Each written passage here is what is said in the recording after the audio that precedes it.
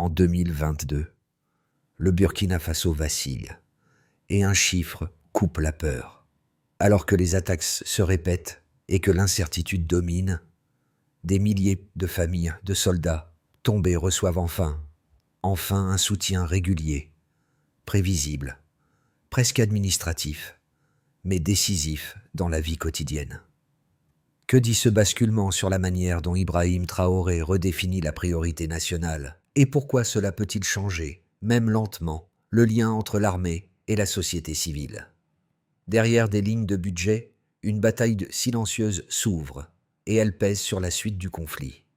Cette analyse propose une lecture précise d'un choix politique souvent perçu comme secondaire en temps de guerre, mais dont les effets dépassent le symbole. Il s'agit de comprendre comment une politique de soutien humain, appliquée dans un contexte de violence prolongée, peut produire des conséquences concrètes sur la cohésion nationale, le moral militaire et la relation entre l'État et la population.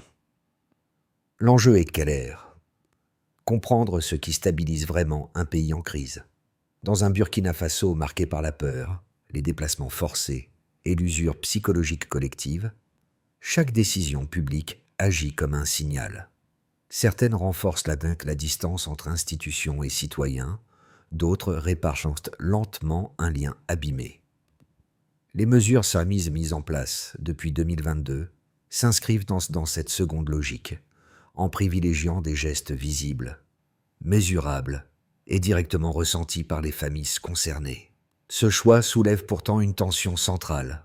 Peut-on investir dans la dignité humaine sans affaiblir l'effort sécuritaire? Derrière cette question se joue l'équilibre entre efficacité militaire immédiate et stabilité sociale durable. Un dilemme qui structure toute la suite de cette trajectoire.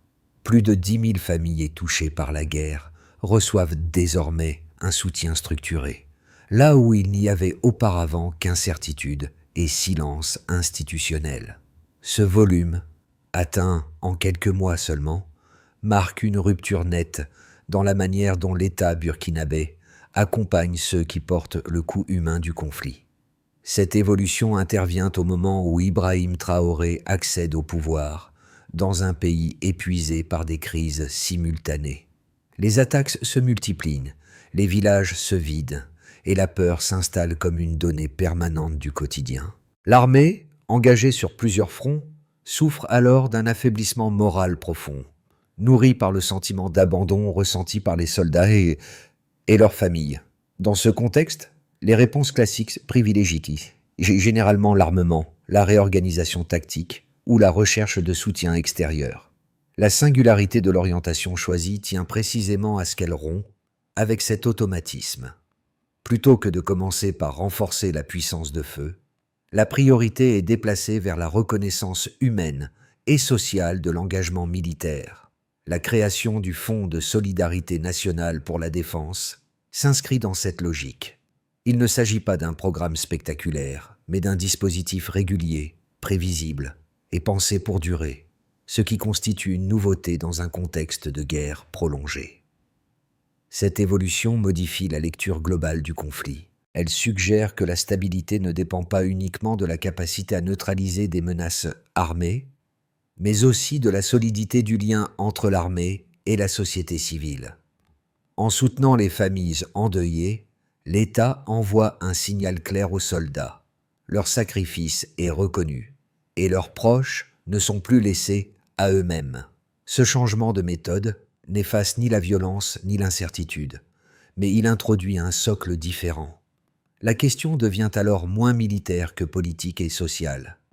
Ce type de soutien peut-il réellement transformer, dans la durée, la dynamique d'un conflit aussi enraciné? Sur le terrain, les premiers effets de cette orientation apparaissent à travers des situations concrètes, souvent modestes, mais révélatrices. Dans une unité stationnée en périphérie d'une zone rurale régulièrement visée par des attaques, des soldats décrivent un changement subtil, mais réel dans leur état d'esprit. Le fait de savoir que leur famille bénéficie désormais d'un appui immédiat en cas de perte transforme la manière dont ils vivent l'incertitude quotidienne. La peur ne disparaît pas, mais elle cesse d'être doublée par l'angoisse de l'abandon institutionnel. Ce déplacement psychologique agit comme un stabilisateur précoce. Les militaires interrogés évoquent une relation différente avec l'institution qu'ils servent, moins marquée par la distance et davantage par un sentiment de reconnaissance. Cette perception nouvelle ne relève pas du discours officiel, mais d'une expérience répétée, des versements réguliers, des démarches simplifiées et une visibilité accrue du soutien accordé aux proches. Dans un contexte de guerre, cette prévisibilité devient un facteur clé de résilience individuelle. Un second exemple apparaît dans les centres de rééducation destinés aux blessés de guerre. Ces structures, mises en place pour accompagner les soldats et démobilisés, offrent à la fois des soins physiques et un suivi psychologique. Là où les blessures signifiaient autrefois une mise à l'écart durable, elles ouvrent désormais sur une phase de reconstruction. Les bénéficiaires décrivent un cadre qui leur permet d'envisager un retour progressif à la vie civile, sans rupture brutale avec la société. Ces impacts précoces ne constituent pas une victoire stratégique en soi. Ils dessinent cependant un changement de dynamique. En réintroduisant la dignité et la continuité sociale dans le parcours des soldats, l'État modifie les conditions humaines dans lesquelles la guerre est menée. Le message implicite est simple. L'engagement militaire ne se termine pas sur le champ de bataille. Le basculement s'opère d'abord par une décision administrative, presque invisible à l'échelle d'un pays en guerre. La création du Fonds de solidarité nationale pour la défense ne s'accompagne ni de discours spectaculaires, ni d'annonces martiales. Elle prend la forme d'un mécanisme clair, doté de règles simples, destiné à assurer un soutien financier régulier aux veuves, aux orphelins et aux familles de soldats tombés. Dans un contexte où l'imprévisibilité domine, cette régularité constitue déjà une rupture. L'activation de ce dispositif intervient alors que le Burkina Faso traverse une phase critique. Les attaques de groupes armés s'intensifient, les déplacements forcés augmentent et la population vit dans un climat de fatigue collective. Lorsque Ibrahim Traoré accède au pouvoir, l'effondrement institutionnel semble proche. Les attentes se concentrent sur des réponses sécuritaires immédiates, souvent réduites à l'acquisition d'équipements ou au durcissement des opérations militaires. Le choix de placer la solidarité humaine au premier plan surprend, y compris au sein de l'appareil d'État. Le point de tension apparaît rapidement. À mesure que les premières allocations sont versées et que les familles commencent à percevoir un soutien concret, un contraste se dessine. D'un côté, les ressources du pays restent limitées et chaque engagement budgétaire suscite des interrogations. De l'autre, les effets psychologiques et sociaux deviennent visibles sur le terrain. Les soldats évoquent une motivation renouvelée, nourrie par la certitude que leurs proches ne seront pas laissés dans l'oubli en cas de perte. À cet instant, la solidarité cesse d'être une intention pour devenir un fait vécu. Les conséquences de ce choix se manifestent progressivement. Dans les unités engagées, le discours change. Les militaires ne se définissent plus uniquement comme des exécutants exposés au risque, mais comme des citoyens soutenus par une nation qui reconnaît leur engagement. Cette perception modifie la relation entre le commandement et les troupes, en réduisant une partie du ressentiment accumulé au fil des années de conflit.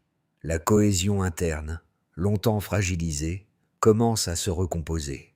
Parallèlement, la société civile perçoit ces gestes comme un signal. Le soutien accordé aux familles de soldats introduit une continuité entre le front et l'arrière, là où dominait auparavant une rupture silencieuse. Les veuves et les orphelins cessent d'être des figures marginalisées. Ils deviennent des bénéficiaires identifiés d'une politique publique assumée. Cette reconnaissance transforme la manière dont l'armée est regardée dans l'espace public. La séquence n'efface ni la violence ni les menaces persistantes. Elle installe cependant une dynamique différente, où chaque événement n'est plus seulement évalué à l'aune de son efficacité militaire immédiate, mais aussi de son impact humain. Dans cette ligne, la solidarité devient un facteur structurant de la conduite de la guerre, capable d'influencer durablement le moral, la perception et la cohésion nationale. Avant la mise en place des réformes, le point de départ était marqué par l'absence quasi totale de filets de sécurité pour les familles de soldats. Ces soutiens existaient de manière sporadique, sans régularité ni visibilité, laissant les veuves et les orphelins dans une incertitude prolongée. Cette situation se traduisait par une précarité matérielle, mais aussi par un sentiment d'abandon institutionnel largement partagé au sein des forces armées. Le premier changement mesurable apparaît avec le nombre de bénéficiaires directs. Plus de 10 000 familles touchées par la guerre reçoivent désormais un appui structuré et prévisible. Ce chiffre est significatif, non seulement par son volume, mais par ce qu'il implique en termes d'organisation administrative. Dans un pays aux ressources limitées, atteindre une telle couverture suppose une priorisation claire et une capacité de suivi continu. Chaque versement régulier agit comme une confirmation tangible que la promesse publique se traduit en actes concrets. Un second indicateur concerne les enfants de soldats tombés. Plus de 5 000 orphelins accèdent à des programmes éducatifs gratuits, couvrant la scolarité de base dans un contexte où l'éducation est souvent interrompue par l'insécurité. Ce progrès est essentiel, car il introduit une continuité sociale là où régnait la rupture. L'école devient un espace de stabilité pour des familles frappées par la violence, et ce maintien dans le système éducatif réduit le risque d'exclusion durable. Le troisième indicateur clé se situe dans le champ de la santé. Plus de 15 000 familles bénéficient désormais d'un accès aux soins via la caisse d'assurance maladie de l'armée. Par rapport à la situation antérieure, où les frais médicaux constituaient un obstacle majeur, ce changement améliore directement la résilience des foyers concernés. La santé cesse d'être un facteur d'angoisse permanente et devient un droit plus accessible, renforçant indirectement la stabilité psychologique des soldats en opération. Ces données chiffrées ne prennent tout leur sens que mises en relation avec leurs effets humains. Les retours du terrain indiquent une amélioration notable du moral des troupes. Une étude menée par une organisation non gouvernementale souligne que 80% des militaires interrogés se déclarent plus motivés qu'auparavant. Ce taux, sans prétendre résumer l'ensemble des dynamiques sécuritaires, signale néanmoins une évolution interne difficile à ignorer. Sous la présidence d'Ibrahim Traoré, ces indicateurs dessinent une trajectoire cohérente. La solidarité passe d'un principe abstrait à un instrument opérationnel. L'évolution observée ne réside pas uniquement dans les chiffres eux-mêmes, mais dans leur régularité et leur prévisibilité. C'est cette constance qui transforme des mesures sociales en leviers stratégiques, capables d'influencer durablement la cohésion militaire et sociale. La question n'est donc plus de savoir si ces chiffres existent, mais ce qu'ils produisent dans la durée. Peuvent-ils soutenir l'effort sécuritaire sans s'essouffler? Et jusqu'où cette approche quantitative du soutien humain peut-elle remodeler la conduite d'une guerre prolongée? Deux lectures solides s'affrontent autour de l'approche adoptée depuis 2022, chacune reposant sur une logique cohérente dans un contexte de guerre prolongée. La première, soutenue par une partie des militaires et de la population, défend une stratégie centrée sur l'humain. Selon cette thèse, une armée ne peut tenir durablement si elle est moralement fragilisée. Restaurer la dignité des soldats, sécuriser l'avenir de leurs familles et offrir des perspectives aux blessés constituent alors des prérequis opérationnels. Le raisonnement est simple. La cohésion interne renforce la capacité de résistance face à des groupes armés mobiles et imprévisibles. La seconde thèse, portée par des élites politiques et sécuritaires, s'inscrit dans une vision plus classique du conflit. Pour ses partisans, chaque ressource allouée à la solidarité sociale est une ressource soustraite à l'équipement, à la formation et à la modernisation militaire. Dans une guerre asymétrique, affirme-t-il, la supériorité dépend avant tout de la puissance de feu, des technologies et du renseignement. À leurs yeux, investir dans le soutien humain, aussi louable soit-il, comporte le risque d'affaiblir la réponse sécuritaire face à des adversaires qui ne respectent aucune règle. Face à ces deux positions, les données disponibles apportent un éclairage intermédiaire. Les indicateurs observés après les réformes montrent une amélioration nette du moral, une diminution des désertions et une progression du recrutement. Ces évolutions ne remplacent pas l'équipement militaire, mais elles révèlent un socle sans lequel aucune modernisation technique ne peut produire pleinement ses effets.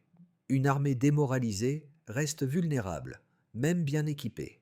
Ainsi, plutôt que d'opposer radicalement les deux approches, les faits suggèrent une articulation possible. Sous Ibrahim Traoré, le soutien humain ne se substitue pas à l'effort sécuritaire. Il en devient une condition de stabilité interne. La question centrale se déplace alors. Comment maintenir cet équilibre sans sacrifier l'un au profit de l'autre, dans un conflit qui ne laisse aucune marge d'erreur? Au milieu d'un conflit long et imprévisible, un détail apparemment mineur vient modifier la dynamique générale. Loin des annonces officielles, Ibrahim Traoré partage un moment simple avec des soldats stationnés dans un camp reculé, sans mise en scène ni message stratégique explicite. Ce geste, bref et discret, n'a pas vocation à produire un effet médiatique. Pourtant, il agit comme un révélateur d'une méthode plus large, fondée sur la réduction de la distance symbolique entre le pouvoir et ceux qui portent l'effort de guerre.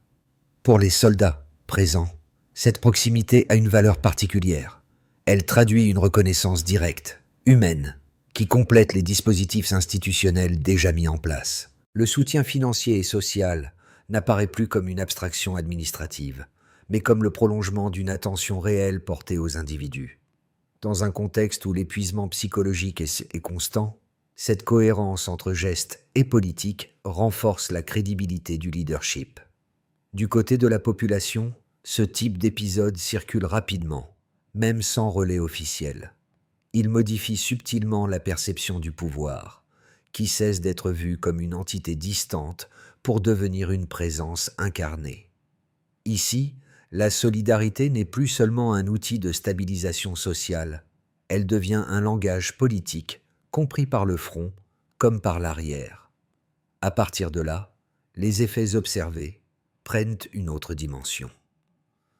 La question n'est plus de savoir si ces choix sont symboliques, mais jusqu'où cette cohérence peut redessiner la relation entre l'État, l'armée et la société.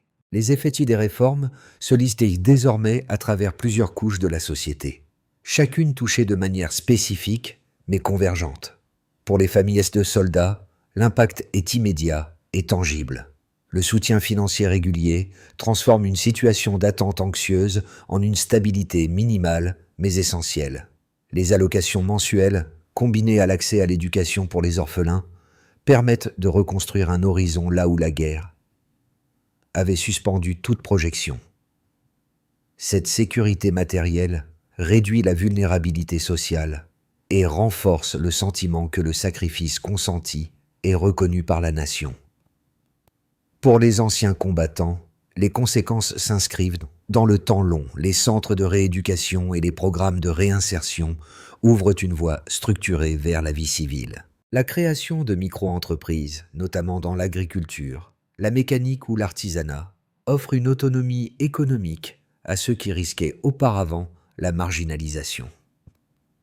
Chaque activité lancée agit comme un point d'ancrage local, stabilisant des zones fragilisées par les déplacements et la violence.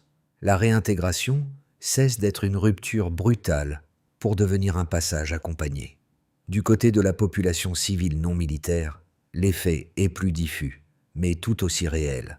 Le regard porté sur l'armée évolue progressivement. Les soldats ne sont plus perçus uniquement comme des acteurs de la violence armée, mais comme des citoyens insérés dans un tissu social reconnu et protégé. Cette transformation atténue la méfiance accumulée au fil des années et favorise une coopération plus fluide entre civils et militaires, notamment dans les zones où la cohabitation était devenue tendue. À l'échelle de la vie nationale élargie, les réformes produisent un effet de cohésion mesurable. L'amélioration du moral des troupes, la baisse des désertions et la progression du recrutement renforcent la capacité opérationnelle globale. Ces indicateurs ne signifient pas la fin des menaces, mais ils suggèrent une armée plus stable dans son fonctionnement interne. Sous la direction d'Ibrahim Traoré, cette stabilité devient un facteur stratégique, complémentaire aux réponses strictement militaires. Pris ensemble, ces impacts dessinent une dynamique cohérente. Chaque groupe bénéficie d'un effet spécifique, mais l'ensemble converge vers un même résultat: la réduction de la fracture entre le front et l'arrière. La solidarité cesse d'être perçue comme une dépense périphérique et s'affirme comme un investissement social structurant. La question centrale se déplace alors vers l'avenir. Cette cohésion nouvellement acquise peut-elle résister à la durée et à l'intensité d'un conflit encore loin d'être résolu? À partir des dynamiques observées, 3 trajectoires plausibles se dessinent pour les 6 à 12 prochains mois. Elles reposent sur les mêmes variables clés: la pression sécuritaire, la capacité de l'État à maintenir ses dispositifs sociaux et la cohésion interne de l'armée. Une première trajectoire prolonge les tendances actuelles. Les mesures de solidarité se maintiennent sans accélération majeure. Le moral des troupes reste relativement élevé, soutenu par la régularité des aides et par la continuité des centres de rééducation. Les opérations militaires gagnent en stabilité, sans produire de percées décisives. Le pays avance, mais sous contrainte permanente. Une trajectoire plus favorable suppose une consolidation plus profonde de cette approche. Les dispositifs existants gagnent en efficacité et en visibilité, renforçant la confiance entre population et institutions. Le recrutement progresse, porté par une perception renouvelée de l'armée comme espace de sens et de reconnaissance. Les anciens combattants, mieux insérés économiquement, contribuent davantage à la stabilisation locale. Dans cette configuration, le Burkina Faso ne sort pas immédiatement de la guerre, mais il développe une résilience collective plus solide, capable d'absorber les chocs sécuritaires. Une trajectoire plus sombre, enfin, repose sur une dégradation simultanée de plusieurs facteurs. Une intensification des attaques ou une contraction des ressources pourrait fragiliser les programmes sociaux. Si les versements deviennent irréguliers ou si les centres de rééducation perdent en capacité, la confiance reconstruite risque de s'éroder rapidement.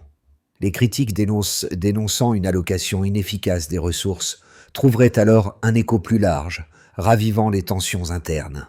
Face à ces 3 chemins, une recommandation méthodologique s'impose. Plutôt que de juger ces choix à l'aune d'événements isolés, il est plus pertinent d'observer les tendances: continuité, régularité et cohérence. Sous l'impulsion d'Ibrahim Traoré, l'enjeu central n'est pas de prédire l'avenir, mais de préserver les conditions humaines qui permettent à l'État de tenir dans la durée. Les réformes engagées produisent des résonances distinctes selon les publics, mais elles partagent un même fil conducteur: la restauration d'un lien de confiance. Pour les habitants des zones directement touchées par les violences, l'impact est d'abord psychologique. Voir les soldats mieux soutenus et plus reconnus modifie la perception de la sécurité. La peur demeure, mais elle n'est plus accompagnée du sentiment que l'effort collectif est vain. Cette stabilité émotionnelle, même fragile, permet aux communautés de maintenir des activités essentielles et de préserver des formes minimales de vie sociale. Pour les citoyens des centres urbains, les effets sont plus symboliques, mais tout aussi importants. Les dispositifs de solidarité rendent visibles des réalités longtemps ignorées: veuves, orphelins, blessés de guerre. Cette visibilité humanise l'armée et atténue une distance construite au fil des années de conflit.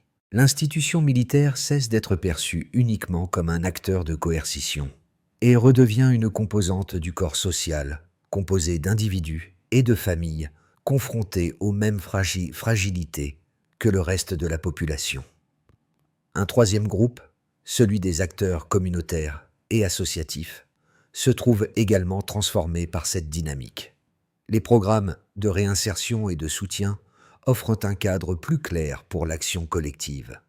Associations locales, initiatives citoyennes et structures d'entraide peuvent s'inscrire dans des dispositifs existants plutôt que de pallier seuls les manques de l'État. Cette articulation renforce la capacité d'intervention locale et limite la dispersion des efforts. Ces effets, pris séparément, peuvent sembler modestes. Ensemble, ils contribuent pourtant à redéfinir la manière dont la société burkinabé se projette dans la durée du conflit. En reconnectant institutions, citoyens et acteurs locaux, la solidarité devient un langage commun. La question qui se pose alors est simple. Comment transformer ces résonances sociales en un levier durable de stabilité collective? Pour transformer les effets observés en dynamique durable, une feuille de route pragmatique s'impose, fondée sur la consolidation plutôt que sur l'annonce. La première étape concerne la continuité du soutien aux familles de soldats.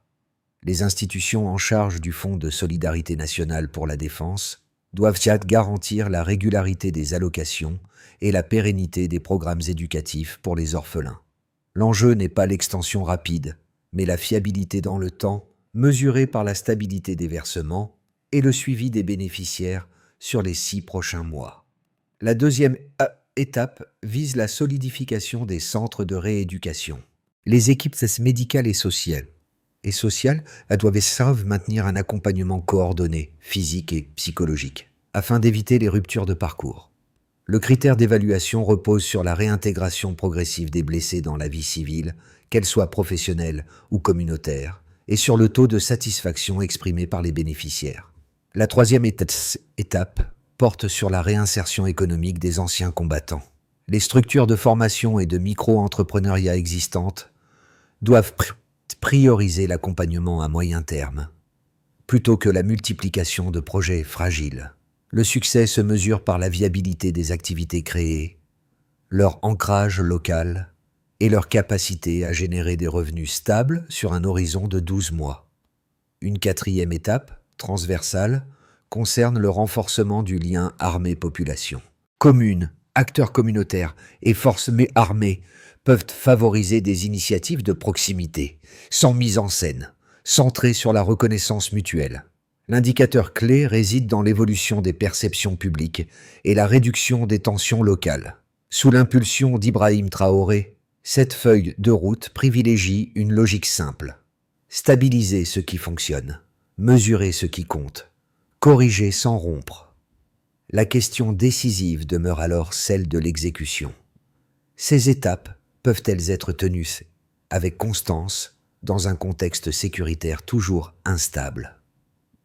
Dans les centres de rééducation évoqués plus tôt, là où les soldats blessés réapprennent à marcher, à travailler et à se projeter à nouveau, se concentre le sens profond des choix opérés depuis 2022.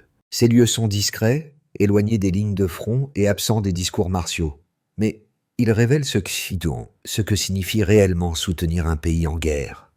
Chaque geste répété, chaque accompagnement patient, chaque retour progressif à la vie civile incarne une tentative de réparation humaine, là où la violence a tout fracturé. Ce rappel n'est pas anodin. Il montre que les décisions politiques prennent leur véritable épaisseur loin des chiffres agrégés, dans la manière dont elles transforment des trajectoires individuelles. Les familles soutenues, les blessés réinsérés et les communautés stabilisées deviennent les témoins silencieux d'une orientation qui mise sur la continuité plutôt que sur l'effet d'annonce. Sous la conduite d'Ibrahim Traoré, cette vision ne se présente pas comme une solution miracle, mais comme une reconstruction lente, parfois fragile, fondée sur des actes concrets. Elle suggère qu'un État peut tenter de tenir non seulement par la force, mais par la reconnaissance de ceux qui portent le poids le plus lourd. Et au fond, la cohésion naît dans les gestes simples. Cette phrase résume l'esprit d'une trajectoire encore inachevée, mais déjà lisible. Reste à savoir si cette cohérence pourra résister à l'usure du temps et à la pression constante du conflit. Au terme de cette trajectoire, une idée s'impose progressivement.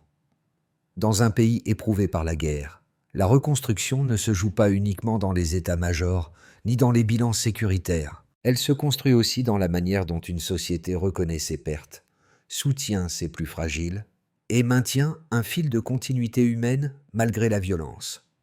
Les réformes engagées depuis 2022 montrent que la solidarité, lorsqu'elle est structurée et régulière, peut devenir une ressource stratégique à part entière. Sous Ibrahim Traoré, cette orientation ne prétend pas résoudre à elle seule un conflit enraciné. Elle propose plutôt un cadre, celui d'un État qui tente de tenir en misant sur la dignité, la cohésion et la reconnaissance mutuelle. Ce cadre reste perfectible, contesté et soumis à de fortes contraintes. Mais il ouvre un espace de réflexion rarement exploré dans les contextes de guerre prolongée. La question finale n'est donc pas uniquement politique ou militaire, elle est collective. Jusqu'où une société peut-elle aller lorsqu'elle décide de placer l'humain au centre de ses priorités, même sous pression extrême? Et comment chacun, à son échelle, peut-il contribuer à renforcer ce tissu fragile mais essentiel?